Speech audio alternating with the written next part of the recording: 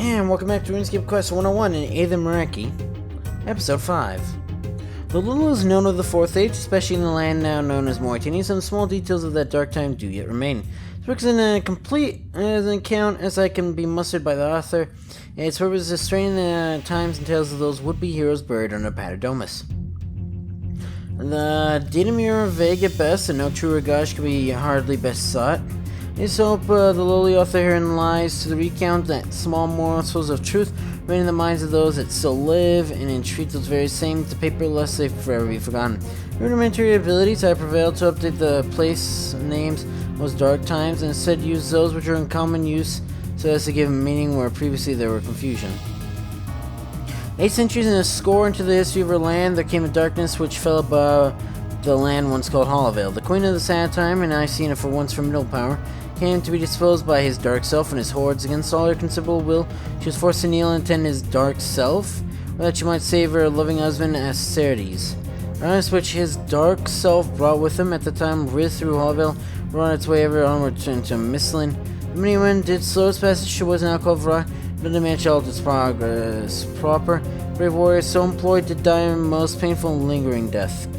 You know, as it was sweep Serdom's glory from the land, some odd collection of priestly advocates and pious followers of brave virtue stood forward to steal the hearts of the village fighters and town militias, the last defense against the evil now fresh from Hollowvale, from that time till now called Mauritania.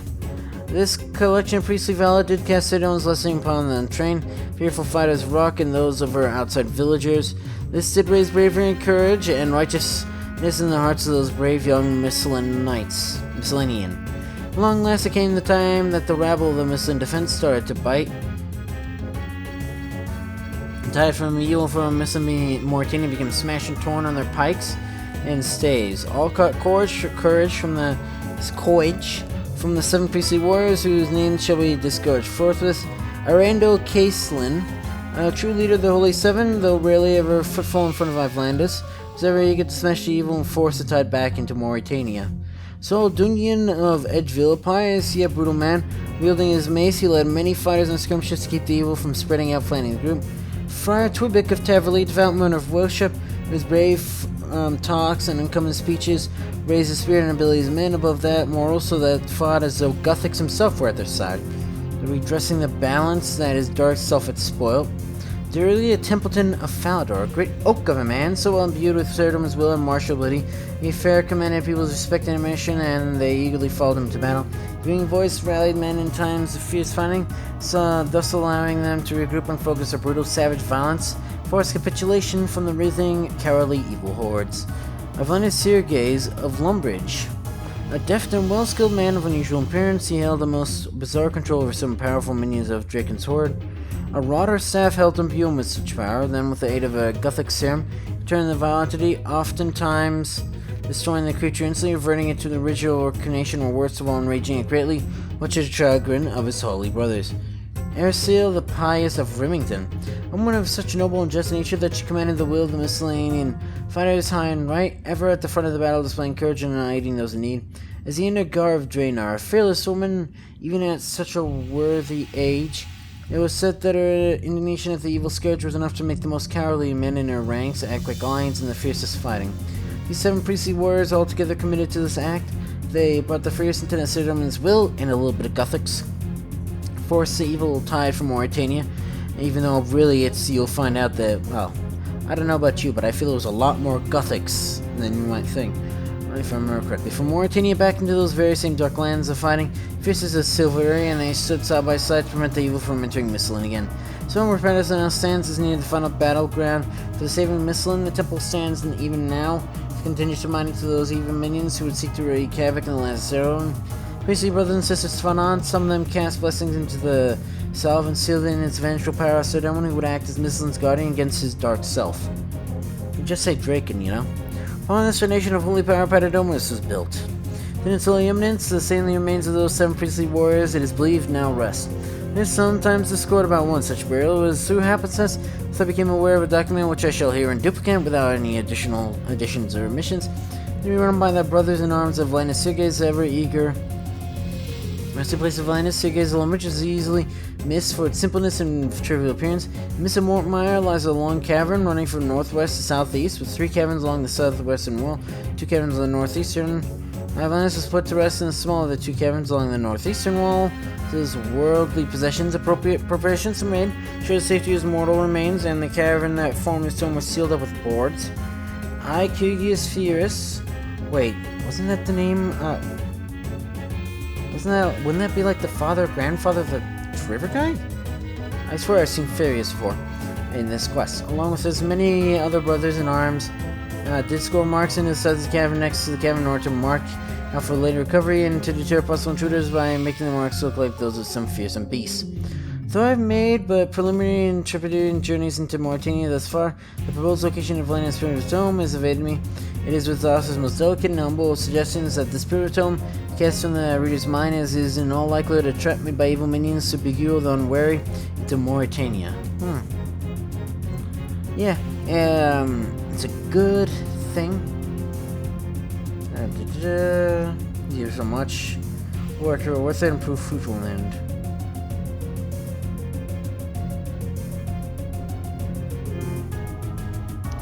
Dude, I've done like 1,000 times in Mauritania. The only reason that's popping up is because I don't go through Paterdomus. Because why would I want to go through Paterdomus? There's a lodestone. But therein lies the issue. So I didn't use prayer at all for that battle.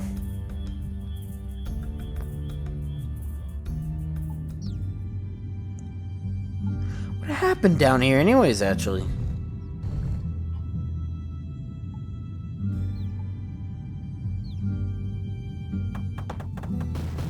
Okay, we smashed it with a building hammer. Use the hammer on the board and then smash them up.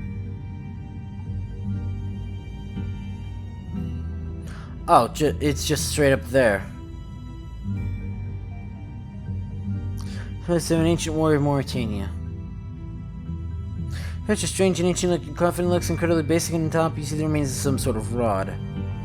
Or only a little tarnish, it's very thoroughly fused to the surface of the coffin. It is made out of a unique silver and mithril alloy. As you run a hand over the rod, it seems to be given a mixture of both mortal and divine magical energies. So, enchant silver. Clay slowly harm. That is a very thin. It's a very good use of clay. I would have expected 2. So that runs you an accurate mold of the rod. Add to tool belt, huh? I guess because you do probably want to make multiple.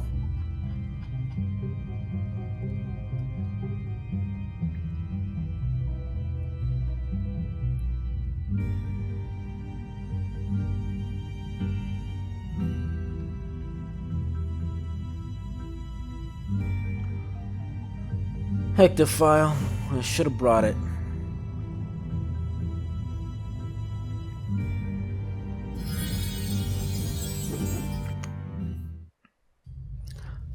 Is there... Now that I think about it, there isn't even a forge here, is there?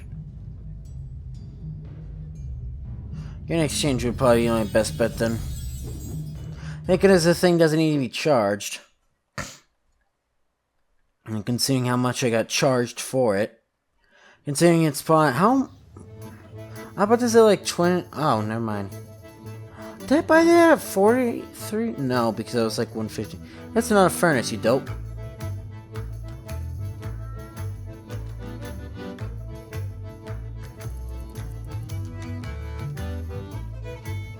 What cat was I hearing there, actually, now I think about it? Oh, probably... Yeah, it was probably Bob. Okay, that's enough furnace. I hate my life right now.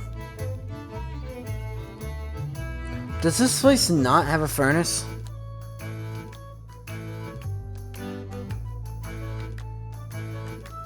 It doesn't have a furnace. Wow. You know what? I guess it'll be more fitting.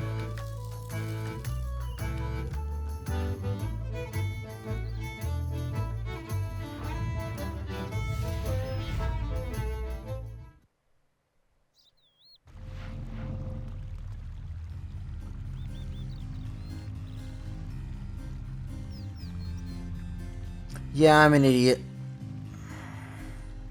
back we go again to buy a silver bar. Another enchant sapphire. Because I actually need my own.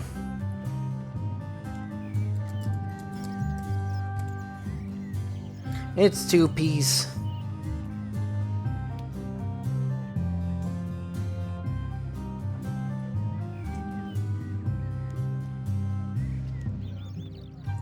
Silver bar.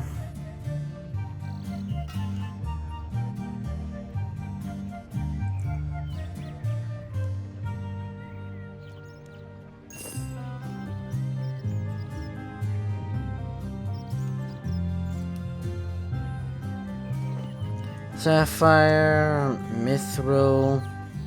I'm bringing an additional rope if I lose that as well. Because you'll notice we haven't used that yet.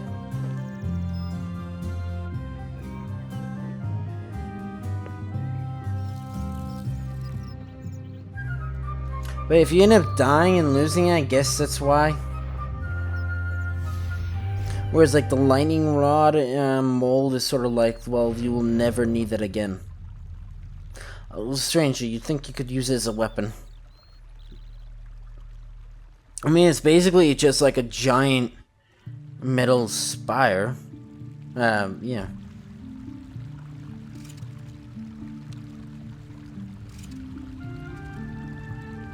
Zyphreium rod. I'll craft 2 of those.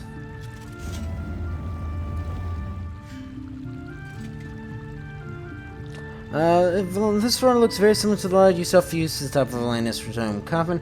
The rod in Valen's coffin gave a mixture of mortal, divine, and magical energies, which this rod seems to lack. So, how... Okay. Cast the chairman of the rod, it seems to vibrate and glow.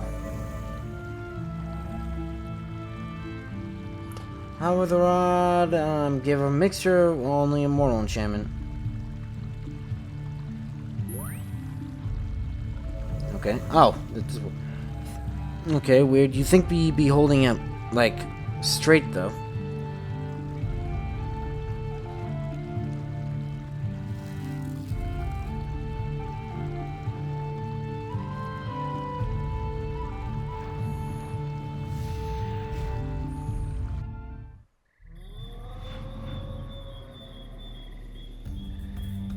What am I doing wrong side?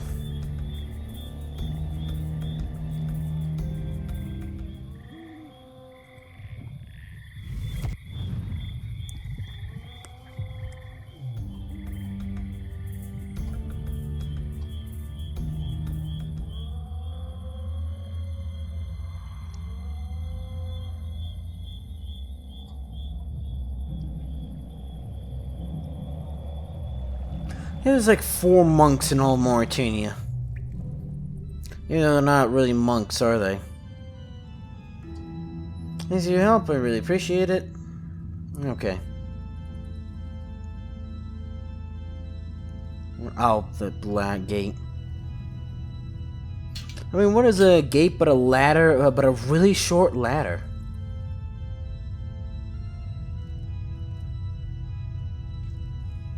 Dump it in there. Tear rope on the run, lower it into the south. Sometimes you throw the road, it seems to glow in a rather strange way. What is this 10 business?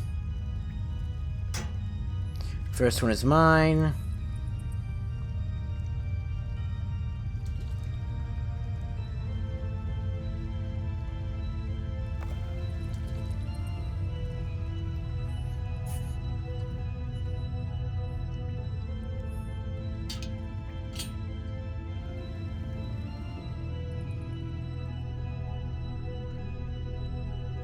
Yes. Dude, you can just not attack the werewolves. You can just be a somewhat decent human. Even if they're not human, you don't have to be an asshole, you know?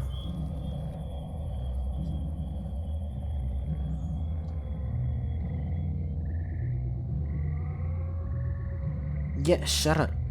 Been here through here so many times. Again, it's because I don't bother with the gate because I get that message. Also, I just brought all this food to die, didn't I? As in, for the food to be killed. Again, I don't get how there's not like a little bridge, or I know From our side, I mean. They keep on building stuff in. Jagex keeps on building stuff into the south, so I guess.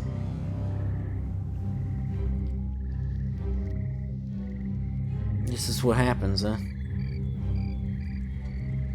This reminds me of like that music, that like little music box thing.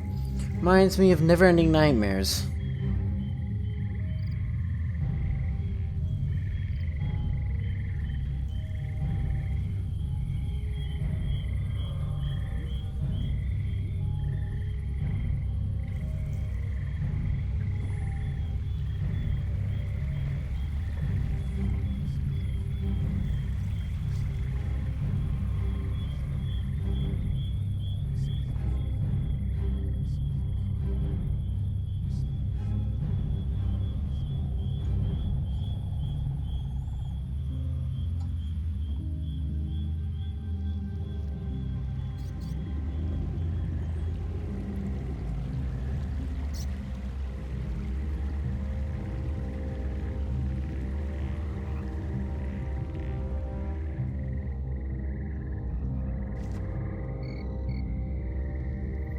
Alright, Valus, I've been up and down Mauritania like 6 or 7 times now. Let's be done with this charade. Please don't fucking take both my rods or else I will hurt you. Hey there, it's good to see you. It's good to meet you, Ellsworth Valif. I've heard him say 1 or 2 good things about you. You did good work and I'm sure you'll be on the team soon. I'm still not on the team. Thanks for doing such good work in new ways. It looks great, of course. We tidied up a bit, as you can see. He shows up as level 60. Hey there, how's it going? Oh, thanks. I think I found out how to make a rod like Atlantis, you sound? Wow, you have to show me that if you ever manage to make one. Don't worry, I will. I have brought you the rod of Atlantis. Very impressive, Cooklink. Are you sure you wish to part with it, though? Yes, I've come to give the rod of Atlantis to you. Well, I can't take it off your hands while you're still using it. If you want to offer it to me, place it in your inventory.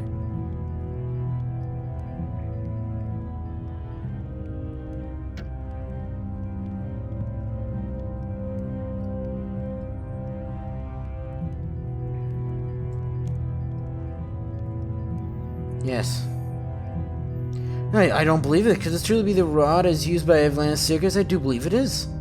Well, Cooklink, you have certainly excelled yourself in this aspect, but you may be Myreque material even yet. Press points, 2k, attack, defense, strength, crafting, 2k, whatever. Okay, let me get back my rod. Oh, not a single trivia for you.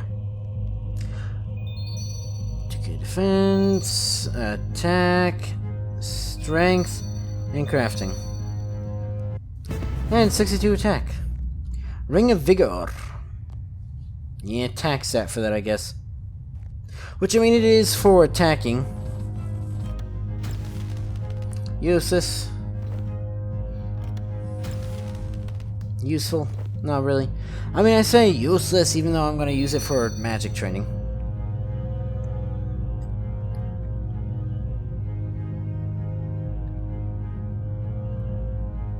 Okay. So, I think that's everything. So, finally, this quest is done. This is the quest that technically took me the longest to complete.